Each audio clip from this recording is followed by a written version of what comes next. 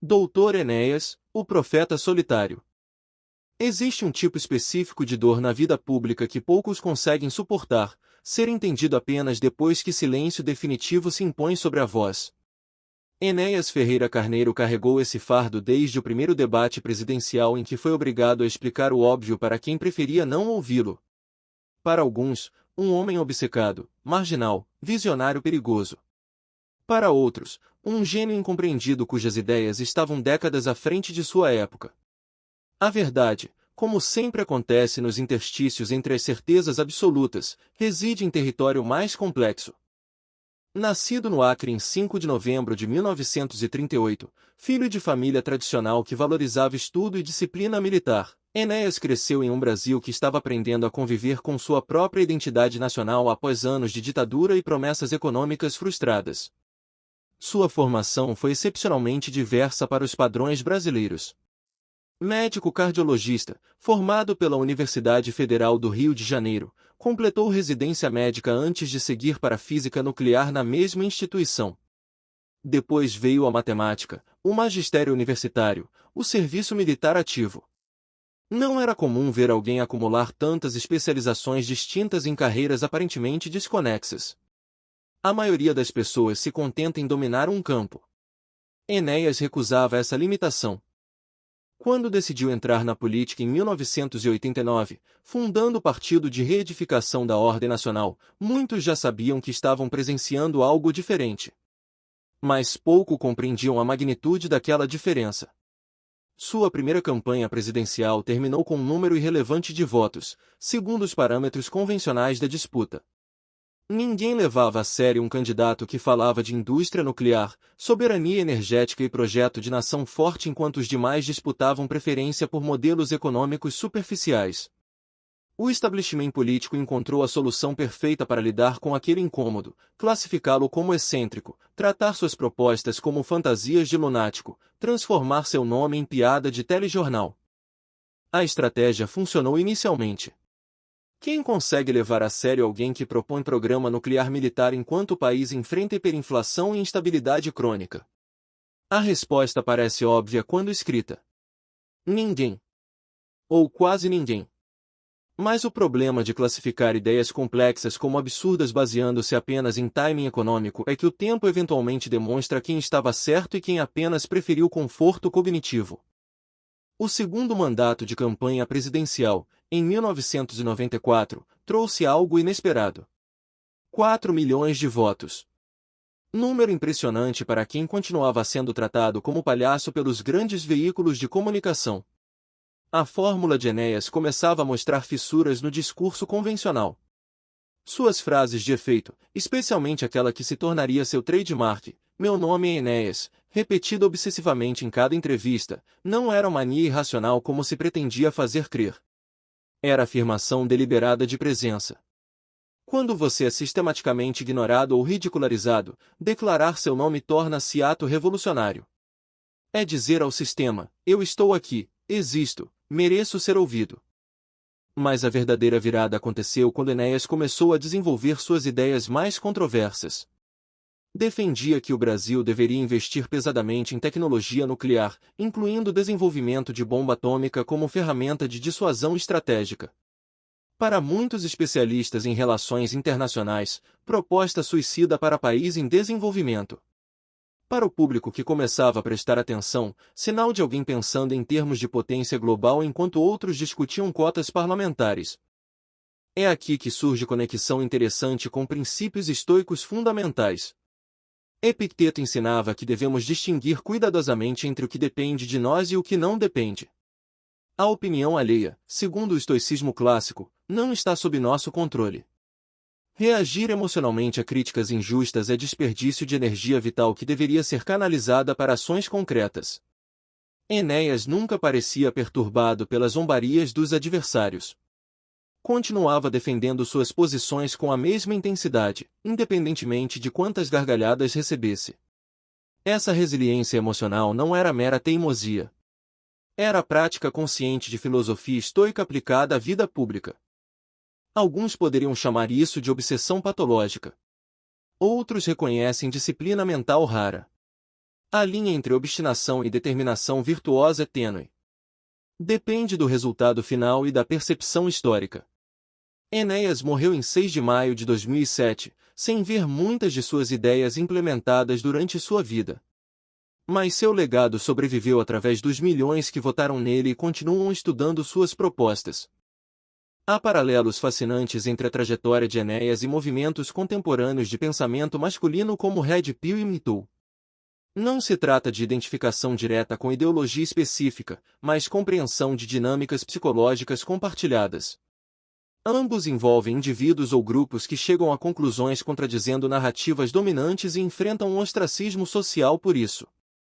Quando você começa a questionar pressupostos básicos da cultura estabelecida, automaticamente se coloca em posição de oposição. O preço desse questionamento é isolamento progressivo. Enéas pagou esse preço durante décadas. Sua esposa o deixou porque não aceitava sua dedicação excessiva à causa política. Amigos distantes gradualmente devido às posições controversas. Carreira acadêmica abandonada completamente após dedicar-se integralmente ao projeto partidário. Tudo isso poderia ter sido visto como fracasso pessoal por qualquer medida convencional de sucesso. Mas Enéas não media sucesso dessa forma. Sua métrica era integridade intelectual e fidelidade aos próprios princípios. Essa postura ecoa profundamente o conceito estoico de autodomínio. Marco Aurélio escreveu sobre a importância de permanecer fiel à própria razão mesmo quando todo mundo ao redor exige conformidade. Sêneca discutiu necessidade de cultivar virtude interna independente de recompensa externa. Enéas praticou essas lições na pele, literalmente. Não buscou aprovação popular consistentemente. Buscou coerência com visão própria do Brasil e do que seria melhor para a nação a longo prazo. O aspecto mutou, movimento dos homens indo seu próprio caminho, encontra ressonância aqui na recusa deliberada em jogar pelo sistema estabelecido.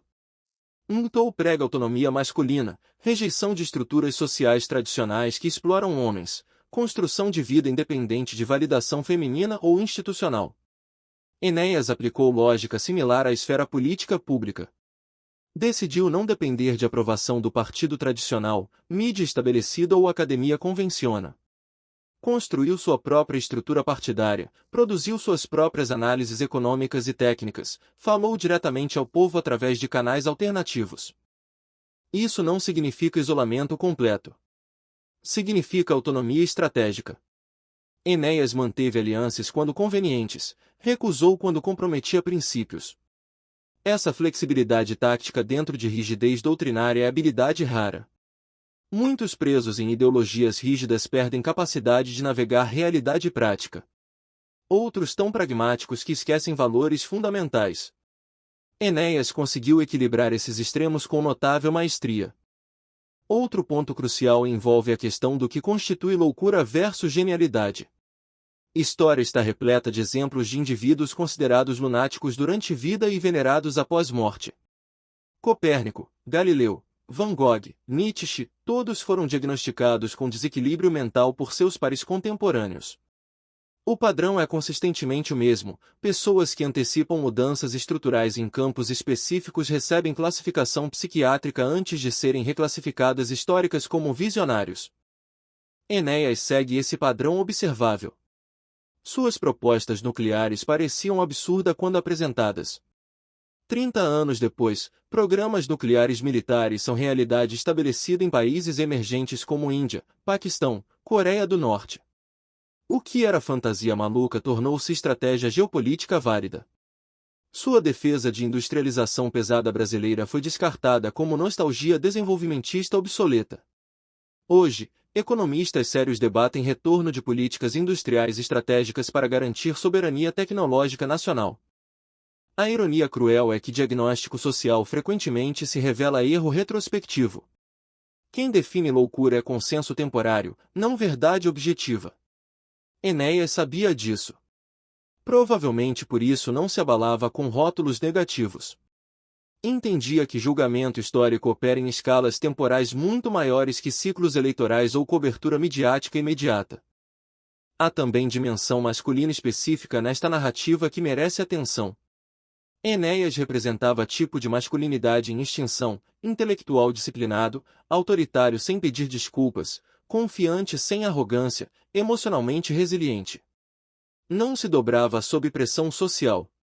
Não buscava validação externa constantemente. Tomava decisões difíceis sozinho e assumia consequências. Esses traços são valorizados classicamente em arquétipos masculinos virtuosos, mas raramente recompensados em cultura contemporânea que privilegia sensibilidade negociável e consenso perpétuo. Alguns observadores apontam aspectos problemáticos no estilo de liderança de Enéas. Autoritarismo excessivo dentro do partido próprio. Intolerância à dissidência interna. Centralização de poder decisório. Críticas válidas que não podem ser ignoradas romanticamente. Mas também não justificam simplificação excessiva reduzindo tudo à dicotomia simples entre gênio ou louco. A realidade humana é multidimensional. Pessoas excepcionais frequentemente carregam contradições significativas internamente.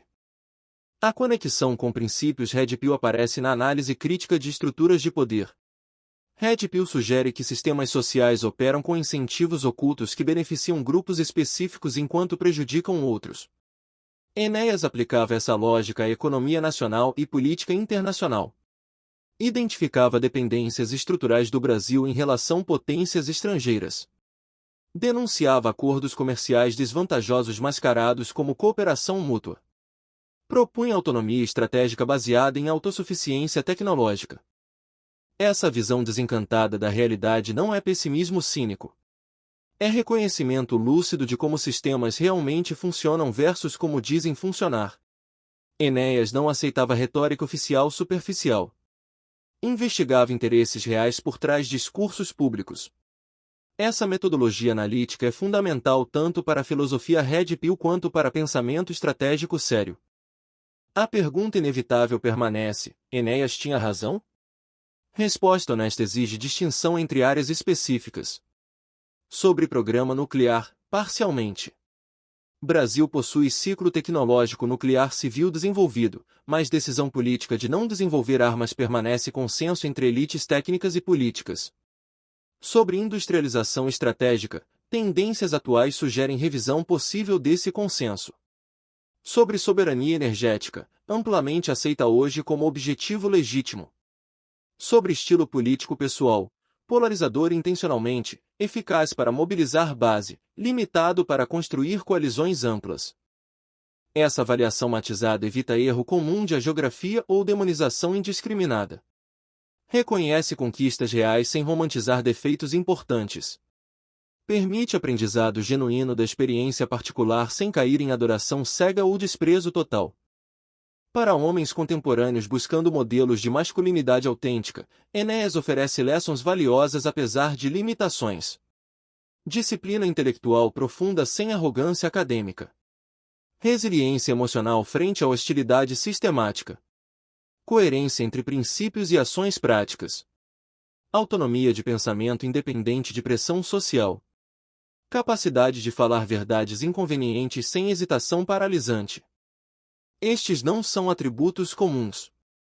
Exigem esforço constante contra inclinações naturais para conformidade e conforto. Enéas demonstrou que é possível viver assim, embora custo pessoal fosse alto. Sacrificou relacionamento familiar, estabilidade financeira, paz interior potencial em troca de missão percebida como maior que interesses individuais. Alguns questionariam se vale o preço. Outros responderiam imediatamente que sim. A diferença depende de hierarquia pessoal de valores. Para quem prioriza segurança material e harmonia relacional, caminho de Enéas parece absurdo. Para quem vê propósito superior na realização de missão transformadora, sacrifícios tornam-se investimentos necessários. A lição estoica fundamental aqui é a aceitação radical do que não pode ser controlado. Opiniões alheias, notícias na imprensa, resultados eleitorais imediatos, traições de aliados, tudo isso está além do domínio pessoal. O único território verdadeiro de controle é próprio caráter, integridade, qualidade do trabalho realizado diariamente. Enéas dominou essa lição melhor que a maioria. Em um mundo contemporâneo marcado por cancelamento instantâneo, julgamentos sumários e punições sociais por divergência mínima, figura como Enéas serve lembrete poderoso de resistência possível. Não é garantia de vitória. Não é caminho fácil. Mas é prova concreta que coerência com valores próprios é viável economicamente, politicamente, emocionalmente, ainda que com custos elevados. O paradoxo final permanece. Enéas morreu sem ver muitas ideias implementadas. Partidos fundados por ele se fragmentaram. Aliados políticos migraram para outras bandeiras. Sucessores não mantiveram legado intacto. Mas seu nome continua vivo em discussões sobre nacionalismo brasileiro, soberania tecnológica, desenvolvimento industrial. Citações aparecem em redes sociais, fóruns online, debates acadêmicos marginais. Sua influência persiste de forma difusa mais real. Talvez essa seja a definição mais precisa de seu lugar histórico. Nem gênio absoluto nem lunático completo. Homem extraordinário tentando mudar direção de navio lento demais. Fracassou em transformação imediata. Sucesso parcial em plantar sementes futuras. Legado misto mas significativo. Para homens modernos navegando crise identitária masculina contemporânea, exemplo de Enéas oferece bússola orientadora. Não resposta completa. Não modelo perfeito. Mas testemunho vivente de possibilidade de coerência radical com convicções pessoais independentemente de recompensa externa imediata. A escolha final pertence sempre ao indivíduo. Seguir caminho confortável de acomodação social ou trilhar rota árdua de integridade absoluta. Enéas escolheu segunda opção durante 40 anos consecutivos. Pagou preço pessoal substancial. Deixou marca indelével na história política brasileira recente. Questão que permanece aberta é se valeu a pena. Resposta depende inteiramente de critérios individuais de avaliação. Para admiradores, sim, absolutamente. Para críticos, não justificava sacrifícios exigidos. Para observadores neutros, experimento social interessante cujos resultados completos ainda não foram totalmente revelados pelo teste do tempo histórico. Enéas Ferreira Carneiro continuará sendo figura polarizante por gerações futuras. Nem santo nem demônio. Apenas homem tentando viver conforme próprios princípios em mundo que frequentemente penaliza aqueles que recusam compromisso ético. Nessa recusa simples reside talvez seu maior legado e inspiração duradoura para qualquer pessoa disposta a considerar caminhos alternativos de existência autêntica.